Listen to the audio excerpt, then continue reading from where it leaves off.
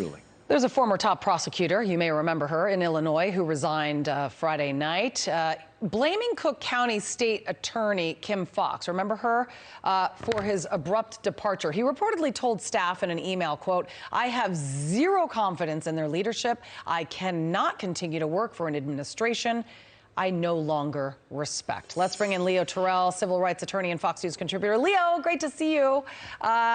All right, so let's get more from James Murphy's resignation letter, because it was epic. It was long, but it was good. How many mass shootings do there have to be before something is done? This administration is more concerned with political narratives and agendas than with victims and prosecuting violent crime. That is why I can't stay any longer. Kim Foxx is no stranger to just completely politically motivated rulings, and this guy just had enough.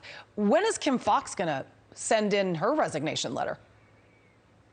Never, because she's backed by guys like George Soros. Let me tell you right now, that letter, I read it, Julie, was a vote of no confidence.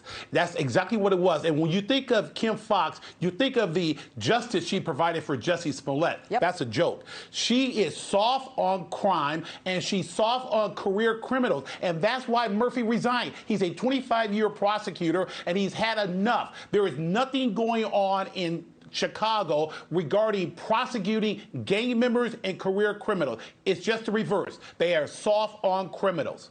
I'm glad you brought up Jussie Smollett, because she said that the system failed him when he was sentenced to 150 days for staging a hate hoax crime.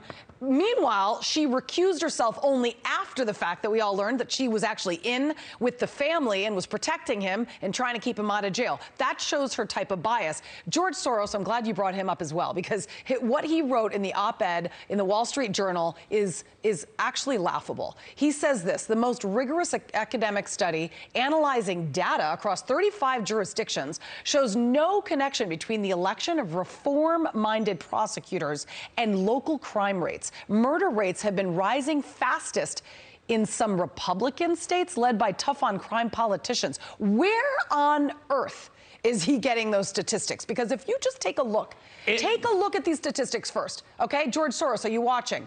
The crime rise in Democratic-led cities up from 2022 since 2021, all right? New York City up 37%. Chicago, Los Angeles. Look at Chicago, 35%. Los Angeles, 5.8. San Francisco, 5.6. Shootings are up. Crime is up. And these are in what? Democratic-led cities. What is George Soros talking about?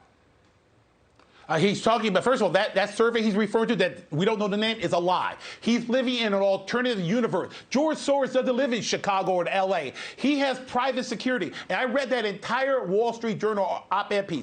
He's doubling down, Julie. He's going to spend more money on bankrolling soft prosecutors like Kim Foxx and George Gascon. And then he plays in the op-ed piece the race card.